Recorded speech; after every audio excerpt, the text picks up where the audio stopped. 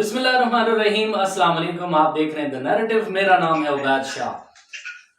नाजरीन, पाकिस्तान की नाकिस कारकर्दगी सबके ही सामने है। वर्ल्ड कप में जिस तरह से उन्होंने इस कौम को मायूस किया है, उस पर जाहिर है हम तो कुछ नहीं कह सकते। हमारे एक बहुत ही अच्छे प्यारे दोस्त, हमारे भाई, senior analyst, sports analyst Chaudhary Irfan Zaheer साहब ने हमें ज्वाइन किया है।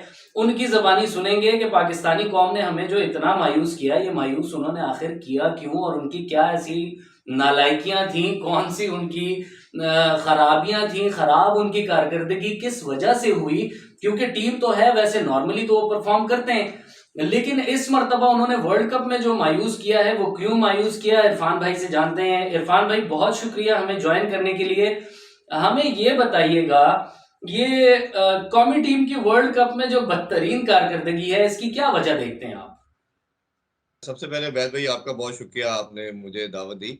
बिल्कुल, इसमें अगर हम डिटेल में डिस्कस करें तो हम 2-3 साल से ना क्रिकेट जो खेल रहे थे अपने घर में 80% क्रिकेट खेल रहे थे। उसमें ऑस्ट्रेलिया हमारे पास आई, न्यूजीलैंड आई, इंग्लैंड आई, और हमने जो क्रिकेट खेली वो T20 और टेस्ट की ज्यादा खेली। ओडीआई हमने बहुत कम खेली। हम पिछले साल अगर बात करें तो 2023 और 22 में सबसे कम ओडीआई खेले। अगर इस साल की बात करें तो भारत ने कम से कम 55 के करीब ओडीआई खेले और पाकिस्तान ने ऑलमोस्ट 25 ओडीआई खेले। तो आप ये समझ सकते हैं कि कम से कम 20 ओडीआई हमने भारत से कम खेले। और कंसिडरिंग दैट फैक्ट कि पाकिस्तान की जो व्यूअरशिप है वो भारत के बाद दुनिया में सबसे ज्यादा है, तो हमें उतनी इक्वल अपॉर्चुनिटी मिलनी चाहिए थी। ये एक तो ये रीजन है। दूसरा ये है कि आपका जब एक सिस्टम बनता है उसको चलने नहीं दिया जाता, चाहे वो गवर्नमेंट लेवल पे हो या बोर्ड के लेवल पे हो। आपका कोई चेयरमैन जब आता है तो ऑब्वियसली 2-3 मंथ रहता है, कोई साल रहता है, कोई 1.5 साल रहता है। उसके बाद में पैटर्न इन चीफ जो है वो प्राइम मिनिस्टर होता है, वो अपनी मर्जी का बंदा ले आता है। उससे भी आपके तमाम प्लान और एग्जीक्यूशन में प्रॉब्लम आती है। लेकिन इन सबको मैं छोटे पार्शियल इशू समझता हूँ। बड़ा प्रॉब्लम जो सबसे इंपॉर्टेंट है इस सारे मसले में, वो कप्तानी है या बाबर आजम बनते हैं इसके सबसे रिस्पॉन्सिबल। उसकी रीजन ये है कि आप ये देखें कि 2-3 बोर्ड चेंज हुए। एहसान मानी थे, उसके बाद रवीज राजा आए, और उसके बाद फिर हमने देखा कि नजम सेठी साहब आए, जका अशरफ साहब ने उसको कंटिन्यू किया। लेकिन उस सारे असना के अंदर जो भी प्रॉब्लम आई, आप ये देखिए कि सब ने एक चीज पे फोकस किया या एंडोर्समेंट की एक दूसरे के पॉइंट ऑफ व्यू को, वो ये था कि कप्तान को चेंज नहीं करना। कप्तान जब चेंज नहीं किया गया तो कप्तान को इख्तियारात भी लास्ट बोर्ड ने बहुत ज्यादा दिए। सारे के सारे इख्तियारात खासतौर पे रमीज भाई के दौर के अंदर, रमीज राजा के दौर में अगर हम देखें तो उन्होंने तमाम अथॉरिटी पावर जो थी वो कप्तान को दी, और उनका बड़ा क्लियर इस पे स्टांस हमेशा रहा कि कप्तान एक ऐसी क्रिकेट के अंदर गेम में इंपॉर्टेंस रखता है जो बाकी किसी स्पोर्ट्स में नहीं रखता, और मैं एग्री करता हूँ उनके पॉइंट ऑफ व्यू से। लेकिन जब होता यह है कि जब आपको विक्ट्री मिलती है, जब आपको क्रेडिट मिलता है, जब आपको नाकामी मिलती है, तब भी कप्तान को ऑन करना चाहिए। बाबर आजम ने ये जितने लड़के खेल रहे हैं आपके सामने, ये सब बाबर आजम की सिलेक्शन है। अभी से नहीं, ये 3-4 साल से है। अच्छा, हुआ क्या कि हम डोमेस्टिक या अपने जो पाकिस्तान के अंदर होम सीरीज खेल रहे थे, आसान सीरीज खेल रहे थे, हम एक दिन के लिए नंबर 1 भी बने। तो वो मंजन बेचने के लिहाज से तो बहुत अच्छा था कि पाकिस्तान इंटरनेशनल रैंकिंग में नंबर 1 आ गया। बाबर जो है वो ओडीआई की रैंकिंग में नंबर 1 बैटर आ गए। शाहीन भी एक दिन के लिए वो ओडीआई की रैंकिंग में नंबर 1 आ गए। ये डिबैकल स्टार्ट होता है एशिया कप से। एशिया कप में भारत हमें फैंटी लगाता है। पहले मैच में हम अच्छा करते हैं, बारिश हो जाती है, दूसरा मैच फिर दोबारा होता है उनके साथ, वो हमारी बहुत धुलाई करते हैं। अब ये भारत के साथ मैच दोनों तरफ उतना ही प्रेशर होता है। बट अभी हम देख रहे हैं कि लास्ट कोई 10 सालों से वो बहुत अच्छी क्रिकेट खेल रहे हैं, और खास तौर पे ओडीआई तो हमसे बहुत अच्छा खेल रहे हैं वो। और हमने देखा कि उसका प्रेशर जो था सारा हमारे पे शिफ्ट हुआ। नसीम शाह गिरे, वो उनका शोल्डर चला गया। हारिस रऊफ को देखा कि बहुत ज्यादा मार पड़ी, उन्होंने कहा जी मुझे पसलियों में पेन शुरू हो गई है। वो तो मैच छोड़ के ही आधे मैच में चले गए। अब उसके हम्म। बाद क्या, एक बॉलर के जाने से क्या हुआ कि आपने पूरा एक वर्ल्ड कप की प्रिपरेशन ना एकदम से नहीं होती है वैद भाई। इसके लिए कम से जी। कम 8-10 मंथ का एक कंटिन्यूटी होती है जो आप लेके चलते हो, और ये पाकिस्तानी सारी दुनिया इस तरह करती है।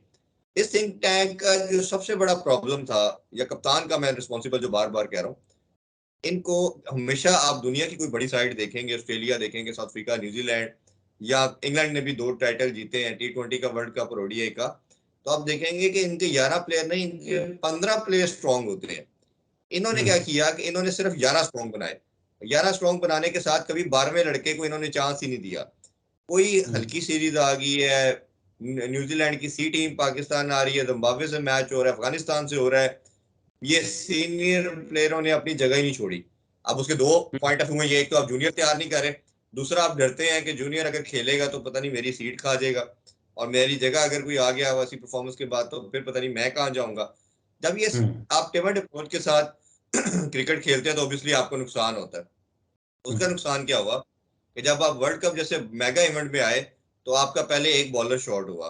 अब जब वो बॉलर शॉट हुआ तो नसीम शाह तो आपने करवाना किसको था। अच्छा, फिर होता ऐसे है कि जो डगआउट में होता है लड़का उसको चांस मिलता है।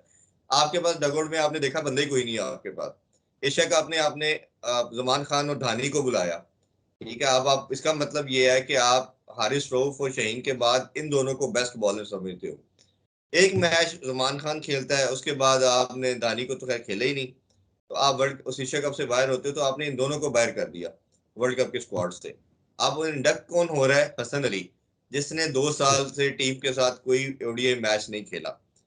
अब कैसे हो सकता है कि एक लड़का 2 साल से परफॉर्म नहीं कर रहा, वो डायरेक्ट वर्ल्ड कप में आएगा? क्या जादू उसके पास आ गया है? क्या परफॉर्मेंस उसने ऐसी कोई दी है जिसकी बेस पे आप सेलेक्ट कर रहे हो? तो इधर आता है क्वेश्चन दोस्तियां, ये दोस्ती हम्म। यारियां, जो नेपोटिज्म, ये जो कल्चर है, वो प्रॉब्लम। दूसरा जो मेरा मानना ये है कि जब चले जो भी टीम सेलेक्ट हुई, आपने उसमें सबसे पहले तो एक और मैं दो लड़कों का नाम लेना चाहूंगा। एक साइम अयूब की जगह बनती थी, उस लड़के ने इतना परफॉर्म किया, सबसे ज्यादा डोमेस्टिक में परफॉर्म किया। अभी डोमेस्टिक हमारा टेस्ट का जो सीजन हुआ है उसमें उसने फाइनल में डबल सेंचुरी, फिर सेंचुरी लगाई। फिर अभी जो ओडीआई कप चल रहा है इरफान भाई, I am really sorry to interrupt you. मैं आपसे यही बात जानना चाह रहा हूं कि ये हमारा बोर्ड क्या इस कदर पॉलिटिसाइज हो चुका है, और लाइकिंग, पर्सनल लाइकिंग डिसलाइकिंग, ये तो हमेशा से ही खैर है, आप बहुत बेहतर समझते हैं, आप एक्सपर्ट हैं इसके। पर्सनल लाइकिंग डिसलाइकिंग भी चलती है। बहुत सारे जिन प्लेयर्स का अभी आप भी उसका जिक्र कर रहे थे, पैशन जिसके अंदर है, इनका ग्राउंड पे पैशन नजर ही नहीं आया। अल्लाह तवक्कल, जो प्लेयर चल गया वो चल गया, otherwise it was a disasters performance by Pakistan. तभी हमारा वो वीरेंद्र, एक क्वेश्चन और ले लें, वीरेंद्र सहवाग ने तभी ट्वीट किया है कि पाकिस्तान जिंदा भाग।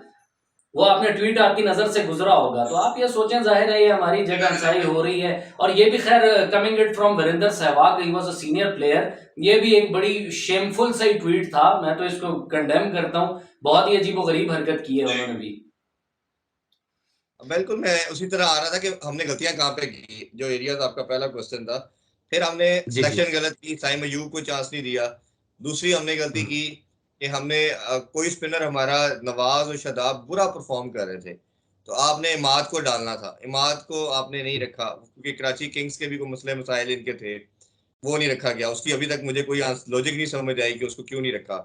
फिर इसी तरह आपके पास जब कोई बॉलर नहीं था तो आप मोहम्मद आमिर को ला सकते थे। फिर आप उस पर बात तो जरूर करेंगे, उसने डोमेस्टिक नहीं खेला, तो भाई हसन अली की क्या परफॉर्मेंस थी, आप किस बेसिस पे हाँ, उसको लेके आए? इसी तरह तैयब ताहिर लड़का था जिसने आपको मर्जिंग एशिया कप का फाइनल जिताया, एशिया एशिया एक इंडियन ए के खिलाफ। उस लड़के के अंदर इमेंस टैलेंट था, एशिया कप में आप लेके गए, उसको नहीं खिलाया। चले, नहीं खिलाया आपने, यही लड़के किया। अब वो देखें कि आपने जब 15 का स्क्वाड रखा उसमें आपका एक ही मैच विनर था बैटिंग में, वो था फखर जमान। अब फखर हम्म। जमान एक ऐसा प्लेयर है मैक्सवेल की तरह या क्लासन की तरह, ये मैच विनर जो होते हैं ना वैद भाई, ये हर मैच में नहीं चलते, ये 10 में से बिल्कुल। 3 या 4 मैचेस में चलते हैं। ये इनकी एवरेज भी शायद जो आपके स्लो खेलने वाले बैटर हैं जो एंकर का रोल प्ले करते हैं, उनकी तरह ये 60-70 की एवरेज नहीं होगी, बट ये जब चलेंगे ये सिंगल हैंडली मैच जिताएंगे। आपने हम्म। एक मैच फखर को खिलाया, थोड़ा अनलकी रहा वो, उसके बाद 5 मैचेस में बाहर बिठा दिया। अच्छा, फिर बिल्कुल आपने ठीक। गलत बयानी की कि जी वो इंजर्ड है, वो जैसे उसको दोबारा इंजमाम इधर रिजाइन करते हैं, और इमाम हम्म। हम सब जानते हैं कि वो इंजमाम के नेफ्यू थे, और साथ साथ वो बाबर आजम के बेस्ट फ्रेंड भी हैं। अच्छा, जैसे बिल्कुल। इमाम को आपने बाहर करके फखर को, जब मीडिया का प्रेशर आया और आप देखा कि आप तो शायद वर्ल्ड कप से बाहर हो गए हैं, आपने फखर को डक किया, फखर ने दोनों आपको मैचेस जिता दिए, और दोनों मैचेस में वो मैन ऑफ द मैच हो गया। खासतौर पे हम्म। तो जो न्यूजीलैंड के अगेंस्ट इनिंग्स उसने खेली, 125 रन की 11 छक्के लगा दिए, और अभी तक पूरा भारत, पूरी दुनिया उसको प्रेज कर रहा है कि किस तरह हम्म। पाकिस्तान इसको, इस जैसे प्लेयर को बाहर बिठा सकता है। तो फिर आप जब इस तरह की ज्यादतियां करेंगे, आप इस तरह की लाइकिंग और डिसलाइकिंग में टीम सेलेक्ट करेंगे, और अभी भी आज भी जो हमने बाबर आजम की प्रेस कॉन्फ्रेंस देखी, तो बाबर वाज सेइंग कि मैंने तो अच्छा किया, मैं 3 साल से ऐसे ही कर रहा था, मेरी खुद परफॉर्मेंस बड़ी अच्छी थी। मेरा उनसे एक क्वेश्चन ये है, एक तो टीम सिलेक्शन के ऊपर, और दूसरा मेरा ये उनसे पूछना है कि आपने अपने 4 साल जो कैरियर था एज ए कैप्टन कोई एक टाइटल पाकिस्तान को जिताया, या आपने एशिया कप भी इवन जिताया? तो ये पूरी दुनिया में होता है कि जब कोई इरफान भाई, कैप्टन लेकिन टाइटल जीतता है। बाबर आजम भी अब भागना चाह रहे हैं ना। अभी सुनने में आया, खबर आपकी नजर से भी गुजरी होगी कि मुशावरत उन्होंने शुरू कर दी है, वो शायद ये कौमी टीम की कप्तानी से रिजाइन कर दें। तो ये क्या खबरें, आपके पास क्या खबरें? देखिए, शायद ये बात थी को भी कुछ कंफर्म मैं कह नहीं सकता, खबरें तो मेरे तक भी जरूर ये आई हैं, लेकिन मेरा ये मानना ये है कि अगर वो नहीं करेंगे तो बोर्ड नहीं रखेगा उनको कप्तान, तो बट शायद ये मस्ट बी बोर्ड की तरफ से भी होगा। बात बिल्कुल ठीक है। देखें, जो उन्होंने परफॉर्म, आपने बहुत खूबसूरत बात की इरफान भाई, कि उनको कम से कम जो परफॉर्म किया है, it was a mega event, world cup. Hmm, उसके अंदर जो सवालात आप रेज कर रहे हैं, he has to be accountable. होता ही ऐसे है उबैद भाई, पूरी दुनिया में ऐसे होता है। ये बाबर आजम को ये अनोखी चीज नहीं करनी उन्होंने। अब ये देखे ना, बटलर ने, इंग्लैंड ने बड़ा बुरा परफॉर्म किया, तो बटलर ने सबसे पहले उसकी रिस्पॉन्सिबिलिटी खुद एक्सेप्ट की। मोइन अली सीनियर प्लेयर ने उसने एक्सेप्ट की। तो सबसे पहले कैप्टन आता है। अब जैसे 92 का वर्ल्ड कप खान साहब की क्यादत में जीते, तो लड़के तो 11 थे और भी थे। क्रेडिट हम सारे के सारा देते हैं खान साहब को, क्यों देते हैं कि कैप्टन क्रेडिट भी वही लेता सबसे ज्यादा, और जब आप हारते हो तो उसका भी जो आपका मलबा है उसी के ऊपर गिरेगा कैप्टन।